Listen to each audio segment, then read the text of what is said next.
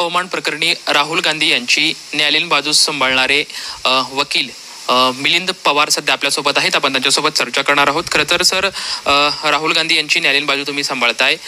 जे सात्यकी सावरकर आहेत त्यांनी पण जी त्या वंशावळीचा जो प्रश्न तुम्ही उपस्थित केला होता, त्यांनी सुद्धा असं म्हणणं आहे की तुम्ही त्यांची बदनामी करताय, असं त्यांनी थेट आरोप केलेला आहे. नाही, त्यामध्ये असं आहे, बदनामी आम्ही करतो याचा प्रश्न येत नाही, कारण फिर्याद खटला त्यांनी दाखल केलाय, कायद्याने त्यांना सिद्ध करायचं आहे. आमच्यावर आरोप केलाय, आरोपी म्हणून त्यांच्याकडनं क्लॅरिफिकेशन मागणं हा आमचा अधिकार आहे.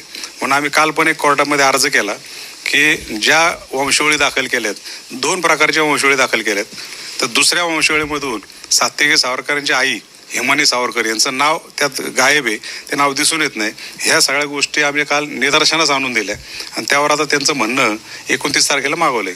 आणि काल असं झालं की जानेवारी 2025ला राहुल गांधींचा जामीन झाला. त्यानंतर CRPC कलम 205 नुसार परमनंट एक्झम्पशन त्यांना ग्रँट केलं की कोर्टामध्ये प्रत्येक तारखेला यायची गरज नाही. आणि काल मग रेकॉर्डिंग ऑफ प्ली म्हणजे दोषारोप पत्र निश्चिती करणे ह्या स्टेजला होतं. तर राहुल गांधींच्या वतीने न्यायालयाने मलाच विचारलं की तुमच्यावर असा आरोप आहे की लंडनमध्ये तुम्ही भाषण केलं आणि सावरकरांची बदनामी केली, तर तो जो काही तुमच्यावर गुन्हा जो काही खटला आहे तो तुम्हाला कबूल आहे का? नाही म्हणून सांगितलं. काल त्याला म्हणतात रेकॉर्डिंग ऑफ प्ली, काल ते झालं आणि 29 तारखेपासून आता या खटल्याची साक्षी पुरावा देणं नियमित सुनावणी सुरू होईल. तर सर, आता ह्या प्रकरणामध्ये पुढील काय अपडेट असणार आहेत किंवा काय आणखी ह्या गोष्टी समोर येऊ शकतात? आता यामध्ये प्ली रेकॉर्ड झाला म्हणजे आता रितसर हिअरिंग सुरू झालं, केसचं साक्षी पुरावा नोंदवण्याचं काम सुरू होईल. सात्यकी सावरकर फेरीत आहेत त्यांना त्यांची बाजू मांडायला लागेल आणि आरोपी म्हणून राहुल गांधींना आरोपी केले, त्यांच्यावर आरोप ठेवलाय, तर आम्हाला कायद्याने पूर्ण अधिकार आहे की या कंप्लेंटच्या अनुषंगाने त्याच्या तळाशी जाऊन सावरकर कोण होते, त्यांचा सहभाग काय होता, सात्यकी सावरकर कोण आहेत आणि हे प्रकरण कसं घडलं आणि कसा खोटा आमच्यावर आरोप ठेवला हे सिद्ध करण्यासाठी उलट तपास घ्यायचा आम्हाला पूर्ण अधिकार आहे. त्या अनुषंगाने खटल्याची सुनावणी पुढे सुरू होईल.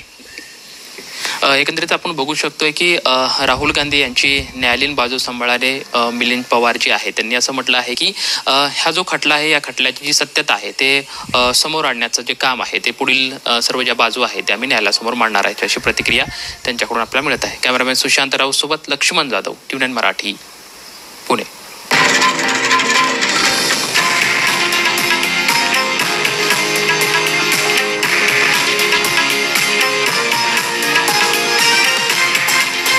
हे आहे देशातील नंबर 1 न्यूज नेटवर्क आणि आपण पाहत आहात TV9 मराठी, एकमेव.